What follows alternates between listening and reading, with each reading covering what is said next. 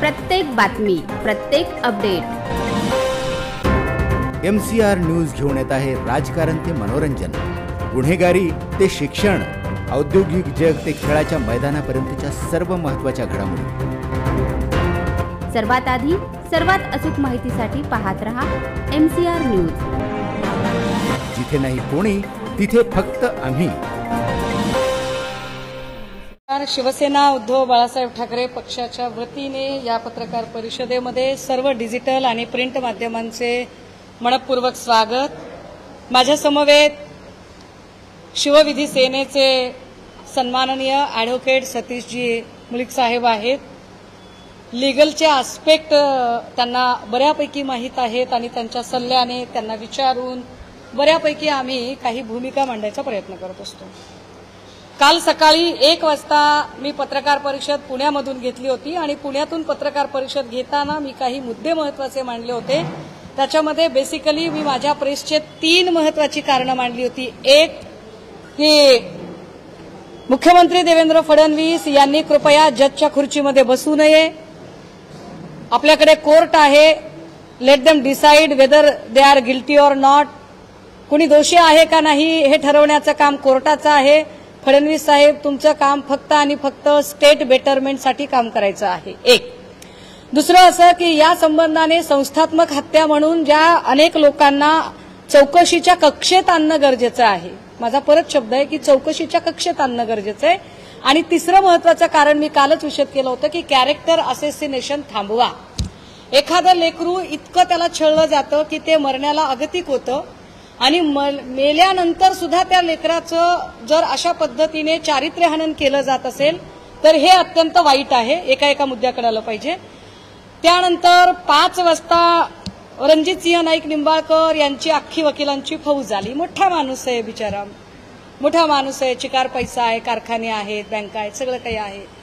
त्यामुळे खूप मोठी वकिलांची फौज आली। वकिलांच्या फौजेने खूप सारे मुद्दे निर्माण केले आणि ते असं म्हणाले की मी 50 कोटी 48 तासाच्या आत जर मी माफी नाही मागितली तर ते माझ्यावरती 50 कोटीचा दावा ठोकतील। सडाफटिंग माणूस आहे, 50 कोटी कुठून आणावे? कदाचित मी रणजितसिंह नाईक निंबाळकरांकडूनच मला उसने किंवा व्याजवारी घ्यावे लागतील, जसे ते व्याजाने इतरांना देऊ शकतील, तर मीही त्यांच्याकडून व्याजाने घेईल आणि त्यांना देईल। तो काही मुद्दा नाही। मुद्दा हा आहे की ते असं म्हणाले की सुषमा अंधारे या अत्यंत बेसलेस बोलत आहेत, त्यांच्या बोलण्याला काही आधार नाही। माझं पुन्हा म्हणणं आहे की चौकशीच्या कक्षेमध्ये संपदा मुंडे यांनी जे पत्र लिहिलं होतं आपल्या हेल्थ डिपार्टमेंटच्या सिनियरला doctor Anshuman Dhumal, departmental home डिपार्टमेंटच्या डीवायएसपी राहुल धस, जो महाडिक आहे, या महाडिकचे अनेक वादग्रस्त किस्से इथून पुढे निघणार आहेत।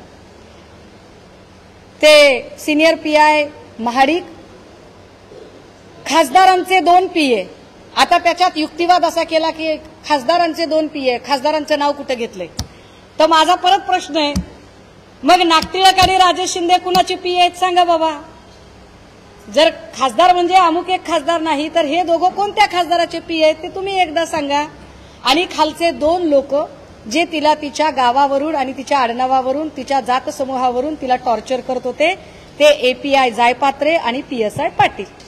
अशा लोकांना चौकशीच्या कक्षेत आणावं हा माझा कालही शब्द होता, आजही आहे, मी शब्द फिरवलेला नाही। आता मी असं म्हटलं की अनेक गुन्हे हे रणजितसिंह निंबाळकर यांच्यामुळे दाखल होतात, त्यांच्या प्रभावाखाली दाखल होतात। आता त्यांच्या प्रभावाखाली दाखल होतात म्हटल्यावर त्यांनी लगेचच मानहानी वगैरे सुरू केलं।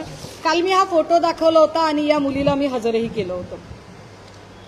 या मुलीला मी हजर केलं। खरं तर या जुळ्या बहिणी आहेत, एक वर्षा आणि दुसरी हर्षा, आणि दोघींनी आत्महत्येचा प्रयत्न केला होता। या दोघींनी जो काही आत्महत्येचा प्रयत्न केला त्यांनी एक सुसाइडल नोट लिहिली होती। ती सुसाइडल नोट जरा मी इथं वाचली पाहिजे। रणजितसिंह नाईक निंबाळकरांचा संबंध येतो का नाही मी हे आपल्यालाही देणार आहे सॉफ्ट कॉपी। याच्यात तिने त्यावेळेला काय लिहिलेलं आहे लक्षात घ्या, हे महिला आयोगाला दिलेलं आहे बरं का, मी येणार आहे त्याच्यावर। पप्पा तुमची खूप आठवण येते, मागच्या आठवड्यात सिव्हिल हॉस्पिटल तुमची अवस्था पाहिली, डोळ्यासमोरून जात नाही।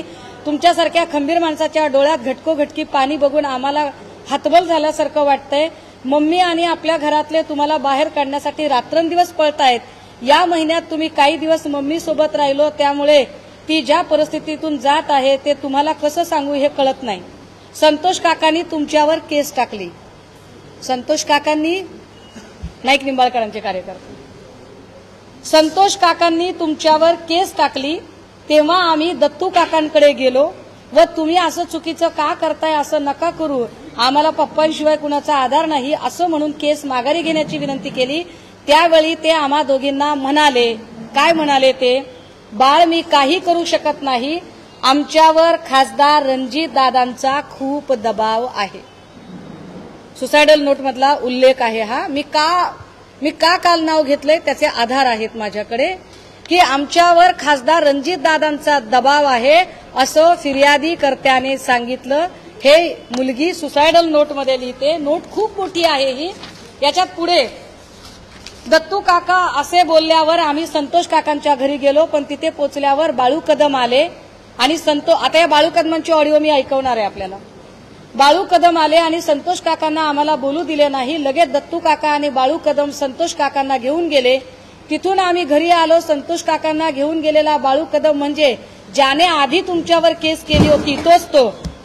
हे लक्षात आल्यानंतर तुम्हाला खोट्या केसेसमध्ये अडकवण्याचा कट रचला जातोय हे आम्हाला समजायला लागले. पुन्हा एकदा, खासदार रणजितदादा व तुमची चांगली मैत्री होती.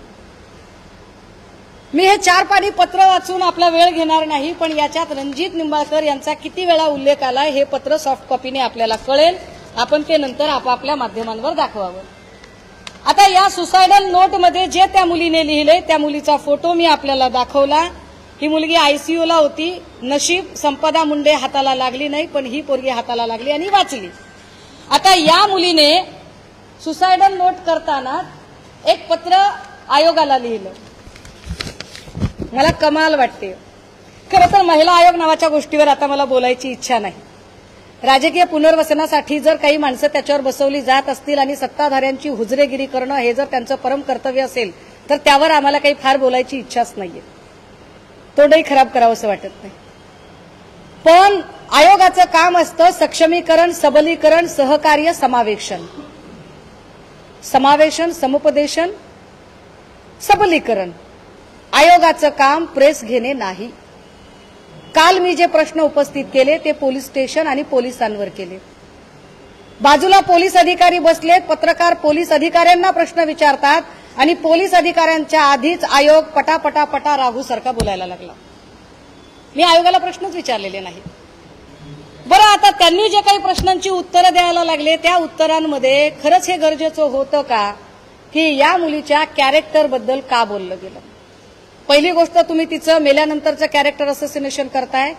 मुळात जिथे तपास यंत्रणेवरच माझा आक्षेप आहे, मुळात जिथे पोलीस यंत्रणाच संशयाच्या घेऱ्यात आहे, जी पोलीस यंत्रणा संशयाच्या घेऱ्यात आहे, ज्या पोलीस यंत्रणेवरच अनेक प्रश्नचिन्ह उपस्थित झालेले आहेत, त्या पोलीस यंत्रणेने तयार केलेले पुरावे, त्या पोलीस यंत्रणेने समोर आणलेला व्हॉट्सअप चॅट आम्ही किती व्हॅलिड मानायचा बरं.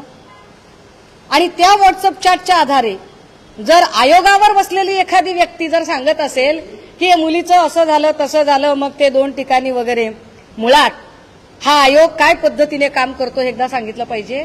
जर आयोगाला इतका म्हणजे पत्रकार परिषदा घ्यायचा एवढा नाद आहे,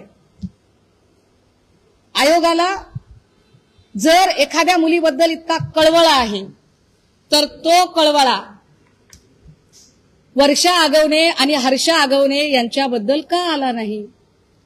वर्षा आगवणे आणि हर्षा आगवणे यांनी आत्महत्या करताना हे पत्र लिहिलं.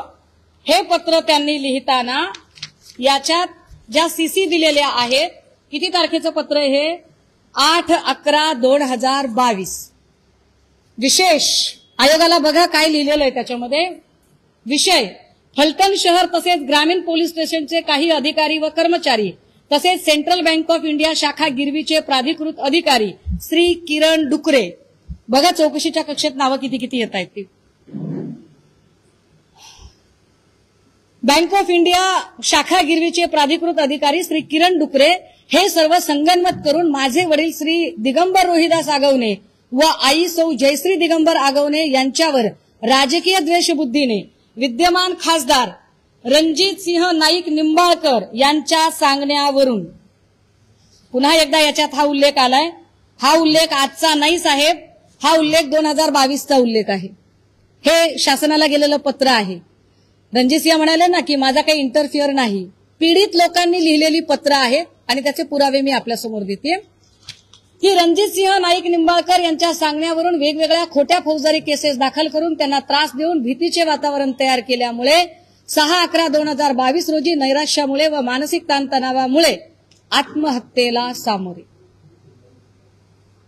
काय जर तुम्हाला एवढ्या पत्रकार परिषदा घेण्याचा नाद आहे तर वर्षा आगवणे आणि हर्षा आगवणेच्या प्रकरणात तुम्ही का घेतली नाही पत्रकार परिषद? का नाईक निंबाळकरांना तेव्हाच प्रश्न विचारले नाही? का तुम्ही वैष्णवी हगवणे प्रकरणात वैष्णवीच्या बाजूने प्रश्न विचारले नाही? का तुम्ही वेगवेगळ्या टीव्ही चॅनलच्या डिबेटमधून पळून गेला होतात? का तुम्हाला तनिषा भिसे प्रकरणात रिपोर्ट सादर करायचा होता जो आतापर्यंत सादर करता आला नाही? मी अजून खूप काही बोलू शकते, पण एखाद्या लेकराचं कॅरेक्टर असोसिएशन फक्त तुम्हाला आता भाजपकडे उडी मारायची म्हणून भाजपचा एक माणूस वाचवायचा आहे का तर मुख्यमंत्र्यांनी त्याला क्लीन चिट देण्याचा प्रयत्न केला म्हणून तुम्ही तातडीने जाता आणि मुख्यमंत्र्यांची मेहर नजर तुमच्यावर व्हावी याच्यासाठी जर तुम्ही अशा पद्धतीने वागत असाल आणि त्या पोरीचं कॅरेक्टर असोसिएशन करत असाल तर तुम्हाला काय बोललं पाहिजे? तुम्ही महिला आयोग आहात.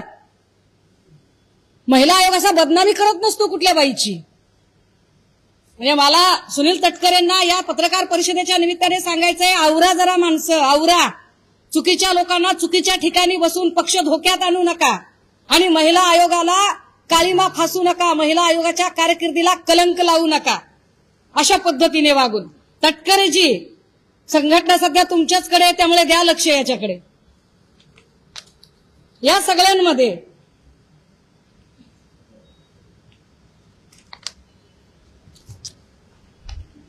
मी काहीच केलं नाही, माझा संबंधच येत नाही. ईडीची तक्रार आहे. ईडीची तक्रार दिगंबर आगवणेच्या विरोधातली आहे. एखाद्या माणसाला किती फसवावं मी त्याच्या सगळ्या गोष्टी काढणार आहे. मी एपिसोड वाईज एपिसोड करणार आहे. रोज कागदपत्र काढत जाईल. तुमच्या 50 कोटीच्या धमकीला नाही भीक घालत, अजिबात भीक घालत नाही. कालच सांगितलंय, एक बाग अगर मैंने कमिटमेंट कर दी तो मैं खुद की भी नहीं सुनती. काय करायचं ते घ्या करून, नाही भीक तुम्हाला.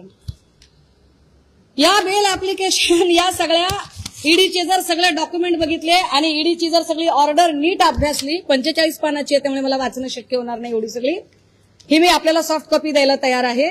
तर याच्यात स्पष्टपणे लक्षात येतं, अरे ऑनरेबल कोर्टाने सांगितलंय, ऑनरेबल कोर्टाने सांगितलं की नाईक निंबाळकरवर गुन्हा का दाखल केला जात नाही, त्याला चौकशीच्या कक्षेत का आणलं जात नाही. मी म्हणत नाहीये रणजितजी, तुम्ही खासदार आहात, तुमच्याकडे सत्ता आहे, पैसा आहे, माणसं आहेत, सगळं आहे, पण जरा अभ्यास केलेले वकील तुमच्या सोबत ठेवा. ह्या सगळ्यांमध्ये जर त्यांना असं वाटत असेल, ते काय म्हणाले की तुम्ही आमच्यावर बिनबुडाचे आरोप वगैरे करताय किंवा आम्ही अमुक एक केस करू, आम्ही तमुक एक केस करू. पहिली गोष्ट तर वकील साहेब, म्हणजे रणजित निंबाळकरांचे जे वकील आहेत, वकील साहेब तुम्ही अभ्यास करून येत जा. निंबाळकर तुम्हाला एवढी मोठी फीस देत असतील, त्याला साजेसा अभ्यास करा आणि मग याच्यावरती काही बोला. या सगळ्या प्रकरणामध्ये तुम्ही ज्या पद्धतीने मांडणी करताय, मुळात कदाचित तुम्हाला माहीतच नाहीये. माझा जो कन्सर्न आहे तो कन्सर्न, पोलीस स्टेशन हे फॅसिलिटी प्रोव्हायडर असले पाहिजेत, पण पोलीस स्टेशन जर छळछावण्या होत असतील तर अशा छळछावण्या घातक आहेत. लोकांचा कायद्यावरचा आणि एकूण न्याय व्यवस्थेवरचा विश्वास उडेल, तो उडता कामा नये, हा माझा जास्त कन्सर्न आहे. माझा कन्सर्न हा आहे की एखादं लेकरू आधी त्रासाला कंटाळून गेले आणि तुम्ही त्याच्यावर ती किती मुलांसोबत चॅट करत होती हे चॅट सांगताय. 1 मिनिटासाठी असं गृहीत धरू, बरं 1 मिनिटासाठी असं गृहीत धरू की एखाद्या मुलीने 2 मुलांसोबत चॅट केले, मग तुम्हाला अधिकार मिळतो मारायचा? तुम्हाला अधिकार मिळतो तिला टॉर्चर करायचा? कोण आहात तुम्ही? कुठले ठेकेदार आहात तुम्ही? तुम्हाला कुणी अधिकार दिला हे सगळं करायचा?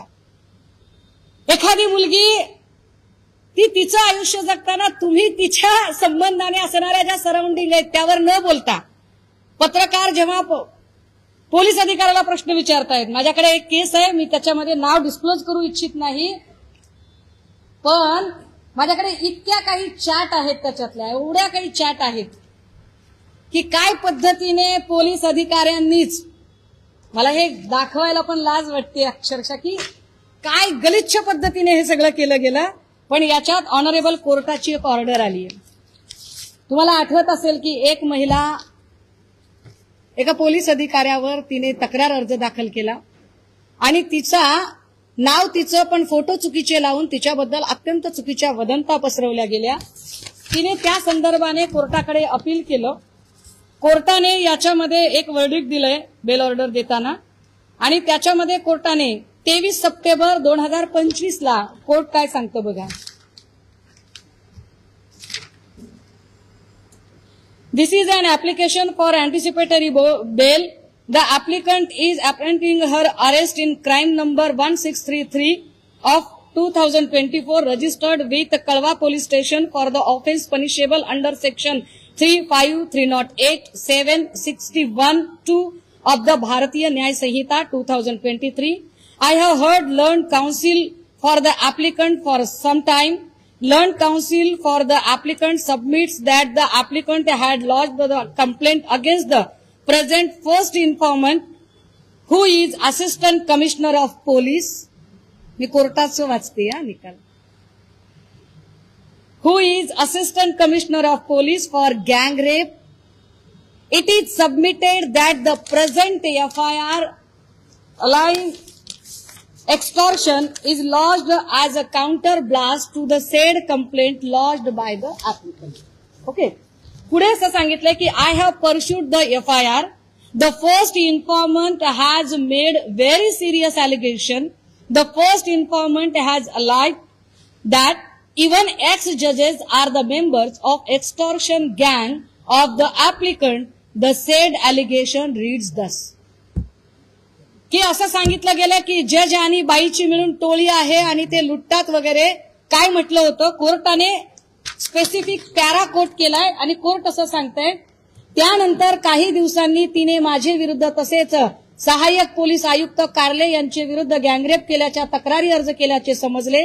त्यानंतर आम्ही सदर महिलेची माहिती काढली असता समजले की तिची टोळी असून त्यामध्ये वकील, माजी न्यायाधीश व इतर लोक असून ते, मी युवतीचं नाव जाणीवपूर्वक वाचत नाही, महिलेचं नाव, हिचे मार्फत प्रेमाचे जाळे टाकून सरकारी अधिकाऱ्यांना फसवतात व त्यांच्या विरुद्ध विनयभंग बलात्काराची तक्रार करून ती मागे घेण्याकरता मोठ्या रकमेची मागणी करतात. त्यांची मागणी पूर्ण करणाऱ्या व्यक्तीविरुद्धची तक्रार कालांतराने मागे घेतात. अशा प्रकारे केलेल्या 7-8 तक्रारीची माहिती मला असून आवश्यकता असल्यास मी सादर करेन. कोर्टाला म्हटलं, पोलीस अधिकाऱ्यांनी म्हटलं की आम्ही हे कोर्टाला सादर करू आणि कोर्टाने काय सांगितलं त्यावर. The first informant through the investigating officer shall produce the material of relation to the aforesaid allegation on the next date. The first informant is put to notice that if the allegation are found to be baseless, appropriate penal action and departmental action will be ordered against him. कोर्टाने सांगितलं की तुम्ही ते पुरावे सादर करा. तो कोणता जज आहे, तो कोणता माणूस आहे, त्या सगळ्यांची नावं, आधार कार्ड, फोटो, त्यांचं सगळं सादर करा. आणि कोर्टाने तारीख दिली त्याच्यात 29 सप्टेंबर. 29 सप्टेंबरला काय झालं दादा हो? 29 सप्टेंबरला पोलीस अधिकारी कोर्टाकडे गेले आणि म्हणाले आम्ही माफीनामा द्यायला तयार आहोत. आणि कोर्टाने सांगितलं आता आम्हाला माफीनामा नको, आता माफीनामा नको, आता आम्हाला ती माहितीच हवी आहे. आणि ती माहिती जर नाही मिळाली तर आम्ही तुमच्या विरोधात इन्क्वायरी लावू, डिपार्टमेंटल ऍक्शन घेऊ. हे का वाचून दाखवते? मला ही महिला कॅमेरासमोर आणता आली असती. महिला खाली आहे, मला महिलेचं नाव वाचता आलं असतं, मला अधिकाऱ्यांचे फोटोही दाखवता आले असते, पण मी हे करणार नाही.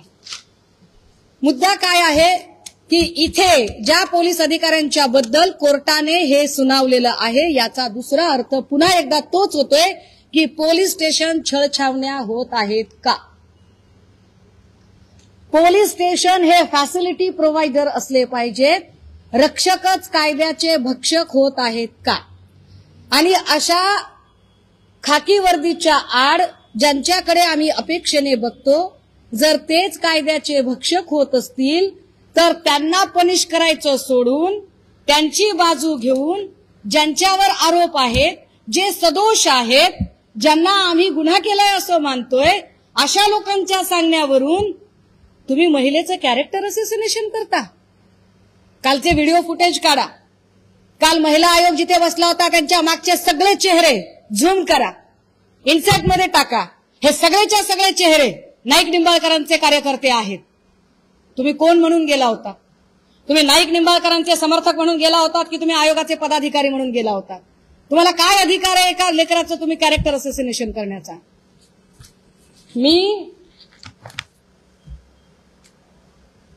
ते म्हणाले की माझ्या म्हणण्यावर काहीच होत नाही, मी कशाला तक्रार दाखल करेल बाबा. मी नाही तक्रार दाखल केली. हॅलो, दादा मी जयश्री बोलते. पहिल्यांदा मी सांगितलं पाहिजे, हा कॉल जो आहे हा जयश्री आगवणे आणि रणजित नाईक निंबाळकरांमधला आहे. ठीक आहे, संवाद आहे का? हा संवाद पण मी आपल्याला देईल. म्हटलं थांबा, हे कुठंतरी खूप मुलांचा पोलीस सारखा मुलगी खूप आजारी आहे. हॅलो, दादा मी जयश्री बोलते. म्हटलं थांबा, हे कुठंतरी खूप मुलांचा घरून फोन येतोय सारखा. मुलगी खूप आजारी आहे, मोठी नाना आजारी आहेत. नाना तर असे आलेत की त्यांचं गॅरंटी कमी आहे.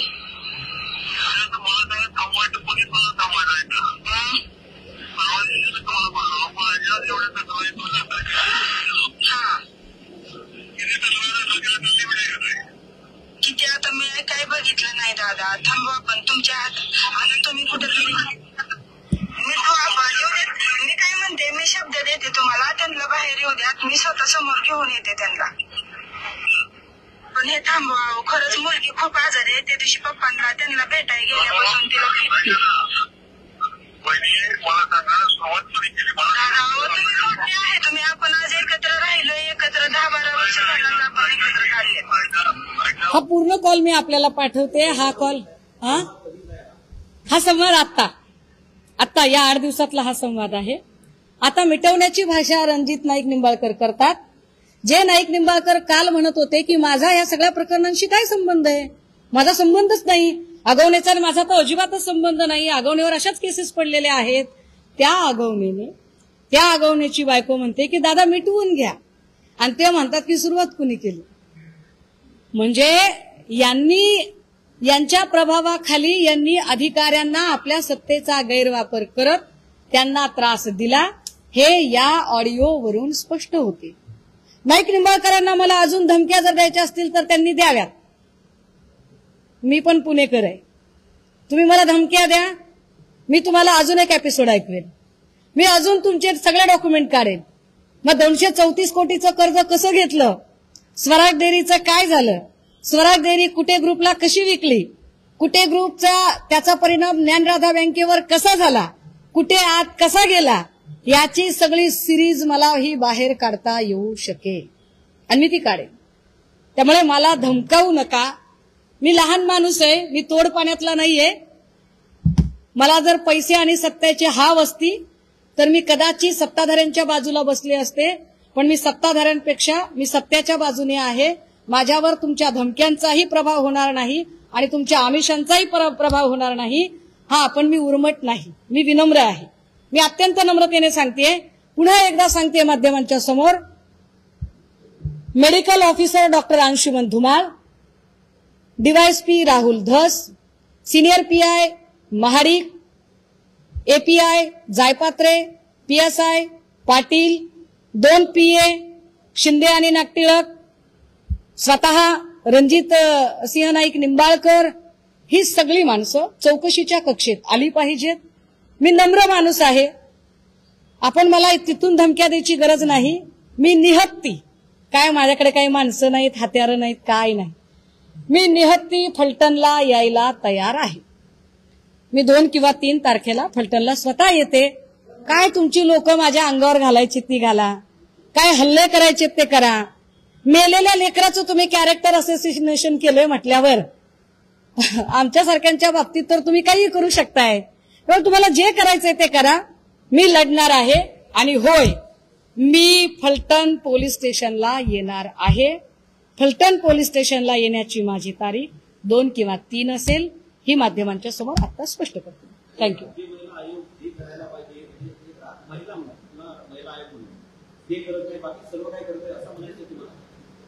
मी आता आपल्याला दाखवलं की जर महिला आयोगाला जर प्रेस करायची होती तर आगवणे प्रकरणात का केली नाही? ज्या पोरींनी आत्महत्या केली आणि करायचा प्रयत्न केला आणि ज्यांनी पत्र लिहिले 22ला, प्रश्नच नाही. ही पत्रकार परिषद ही आयोगाची पत्रकार परिषद नव्हती. ही रणजित सिंह नाईक निंबाळकर यांच्या बचावासाठी घेतलेली, सत्ताधाऱ्यांनी घेतलेली पत्रकार परिषद होती. कारण बघा, त्या पत्रकार परिषदेत जर मी 1 वाजता फक्त आणि फक्त तपास यंत्रणेवर प्रश्नचिन्ह निर्माण केलेत, 1 वाजता मुलगी का गेली, हॉटेल कुणाचं आहे, डेडबॉडी का उचलली, हस्ताक्षराच्या वर मी प्रश्न विचारलेत, म्हणजे माझे प्रश्न हे सगळ्या लाईन ऑफ इन्व्हेस्टिगेशनचा भाग आहे. मला उत्तर अपेक्षित आहेत लाईन ऑफ इन्व्हेस्टिगेशनचा भाग असणाऱ्या लोकांकडून. आयोग तपास यंत्रणेचा भाग नाही, अजिबात नाही. हे आयोगाने मध्ये पडायचं कामच नाही. आयोगाला जिथं मध्ये पडायचं तिथं कुठे पडतोय आयोग? आता तिकडे ते काहीतरी नागपूरचं प्रकरण झालंय, पडावं त्याच्यात आयोगाने. का तुम्ही वर्षा आगवण्याच्या पत्राला आणि विशेष माझ्याकडे कॉल रेकॉर्ड आहे, मी ऑन कॅमेरा सांगते, माझ्याकडे कॉल रेकॉर्ड आहे. हे सगळं झाल्यानंतर आज येताना महिला आयोगाकडून फोन आला हर्षा आगवणेला की तुमचं पत्र आमच्याकडचं सापडत नाहीये, तुमच्याकडे असेल तर आम्हाला दाखवा, आम्ही पोलीस स्टेशनला फोन करते गुन्हा नोंद करण्यासाठी. हे ते पत्र त्या मागत होत्या. लक्ष कसं राहील ऑफिसमध्ये कोणतं पत्र आलं आणि कोणतं नाही ते? आयोगाला जर लक्ष द्यायचं असेल ना, तर आपल्या कार्यक्रमामध्ये जिथं आपल्या पक्षाचं चिन्ह आणि नेत्यांचं बॅनर लागतंय, तिथं जो लावणीचा प्रोग्राम झालाय तिकडे लक्ष द्या. आणि नोटिसा पाठवायच्या असतील तर लावणीचा कार्यक्रम घेणाऱ्या त्या लोकांना आयोग म्हणून नोटिसा द्या, तिथं तुमचा बडगा दाखवा. इतर ठिकाणी तुम्ही कॅरेक्टर असोसिएशनच्या भानगडीत पडायचं नाही. अन्यथा आम्ही सभ्य आहोत, सज्जन आहोत, सुसंस्कृत आहोत, पण सहनशीलतेचा अंत बघू नका.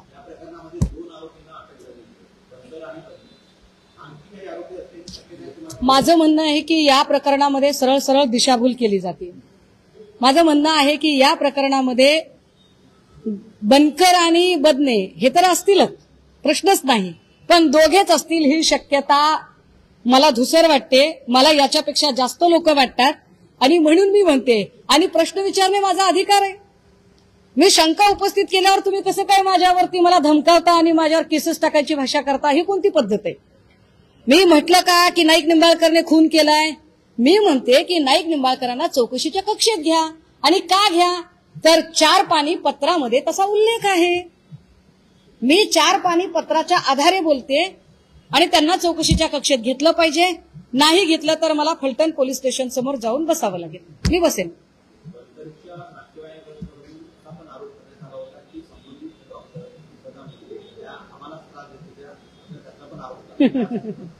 दादा, काल मी पत्रकार परिषद घेतली. कालच्या पत्रकार परिषदेनंतर माझ्याकडे अजून FIR आल्या. माझ्या कालच्या पत्रकार परिषदेनंतर पाचंगणेच्या एक दाम्पत्य पुढे आलं की त्यांच्या मुलीची पण आत्महत्या दाखवली गेली, त्यांना ती हत्या वाटते. किती प्रकरणं आहेत ही? एक प्रकरण आहे. मी काल नंदू ननावरेचं प्रकरण सांगितलं, धनंजय ननावरेचं प्रकरण सांगितलं, मी किती केसेस सांगितल्या. तो तुषार खरात काय पत्रकार, त्याच्यावरही ही एक केस पडलेली होती. किती लोक आहेत अशी? आता ह्या सगळ्या लोकांचा आणि संपदा मुंडेंचा काय संबंध असेल बरं? आपण मुद्दा समजून घ्या. जसं परळीचं पोलीस स्टेशन छळछावणी झाली होती, तसंच फलटणचं पोलीस स्टेशन छळछावणी झाली आहे का, याची चौकशी झाली पाहिजे. आणि जे स्थानिकचे पोलीस आहेत त्यांना बाजूला ठेवा. माननीय उच्च न्यायालयाने यामध्ये स्वतंत्र अशी चौकशी समिती नेमावी. मग तुम्ही तो तपास CBI, CID काय करायचे ते करा, पण स्थानिकच्या पोलिसांवर विश्वास नाही. आणि स्थानिकच्या पोलिसांनी दाखवलेले पुरावे जर सत्ताधारी पक्षाचा बचाव करण्यासाठी आयोगाच्या नावाखाली कुणी येऊन व्हॉट्सअप चॅट वगैरे आहेत असं दाखवत असेल तर तुम्ही महिला आयोगाला काळीमा फासत आहात. तटकरेजी अशा लोकांना आवरा. आयोगाचीही इज्जत ठेवा आणि पक्षाचीही ठेवा.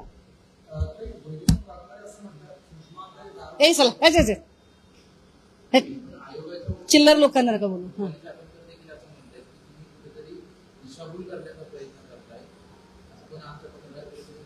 कोण माझं म्हणणं काय आहे?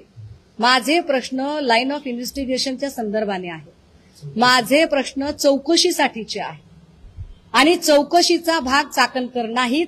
त्यामुळे चाकणकरांना प्रश्नच विचारायचा अधिकार नाही, त्यांना उत्तर द्यायला मी बांधील नाही.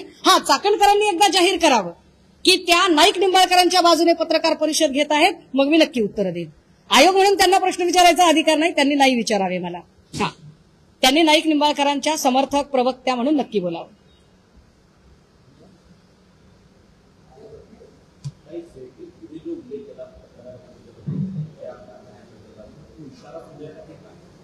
काय म्हणताय? सॉरी,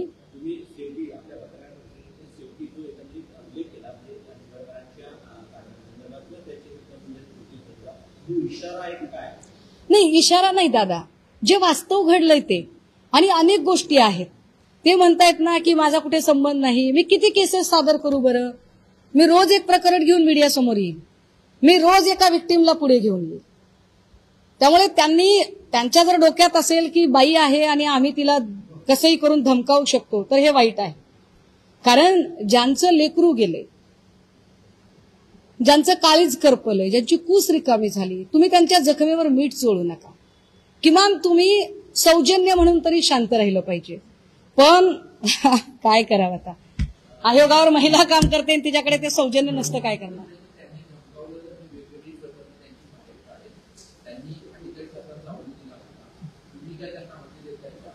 नाही, मी अवधी देणे इतकी कुठे मोठी आहे? मी लहान माणूस आहे, मी साधा माणूस आहे. माझ्या काही डोक्यावर मुख्यमंत्र्यांचा हात आहे काय? आणि माझ्यासाठी काय महिला आयोग मदतीला येणार आहे काय? सत्ताधाऱ्यांच्या वलचणीला गेलेला आयोग माझ्या मदतीसाठी येणार आहे? मी साधा माणूस आहे, सडाफटिंग माणूस आहे. मी काय म्हटलं की मी विनम्र आहे, मी उर्मट नाही. मी विनम्रतेने पोलीस स्टेशनला जाऊन बसेल आणि मी फक्त तुम्ही चौकशीच्या कक्षेत त्यांना घ्या एवढंच सांगेन. मी गुंड नाहीये, मी मवाली नाहीये, मी उर्मट नाहीये, मी कुणालाही धमकावणीची भाषा करू शकत नाही. मी कायद्याचा आदर करणाऱ्यांपैकी आहे.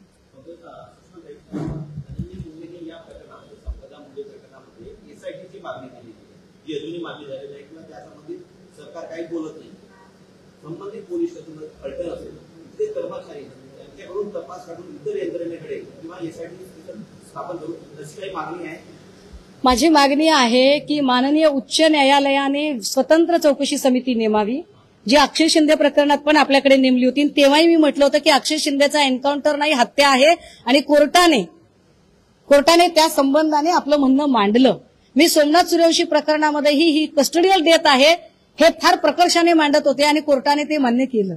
मी वेग बोलत नाहीये, मी हातात कागद घेऊन बोलतीये. आता आमचं काय म्हणणं आहे की एक तर तुम्ही कॅरेक्टर असोसिएशन थांबवा, अन्यथा मग आम्हाला पण 22 वर्षा वार आम्हाला त्याच्यावर येऊ देऊ नका प्लीज. आम्ही फार नम्रतेने बोलतोय. आम्ही हात जोडलेत ना, हात उघडायला भाग पाडू नका. पण याच्यामधले सगळे सीडीआर निघाले पाहिजे. महाडिक आणि रणजितसिंह नाईक निंबाळकर या दोघांचे सीडीआर निघाले पाहिजे. महाडिक आणि राहुल धस यांचा सीडीआर निघाला पाहिजे. महाडिक, रणजितसिंह नाईक आणि बदने बनकर यांचे सीडीआर निघाले पाहिजे. दिलीप भोसले, रणजितसिंह नाईक निंबाळकर, बदने यांचे सीडीआर निघाले पाहिजेत. मी ज्या लोकांची नावं घेते त्यांचे सीडीआर तपासले जावेत. मी असं अजिबात म्हटलं नाही की अमक्याने गुन्हा केलाय. माझ्या शंका आहेत, मला प्रश्न विचारायचा अधिकार आहे, मला न्याय मागायचा अधिकार आहे. माझ्या जिल्ह्याची लेखमाता आहे, फक्त माझ्या जिल्ह्याची म्हणून नाही. राज्यातली कुठली पण लेखमाता असती तर मी इतक्यात तडफेने उभी राहिली असते. पण एखाद्या लेकराला मेल्यानंतर तुम्ही जे छळलंय ते चीड आणणारं आहे. मी तुम्हाला सोडणार नाही. भैया अभी तो मैंने ट्रेलर दिखाया है, पूरा पिक्चर बाकी है.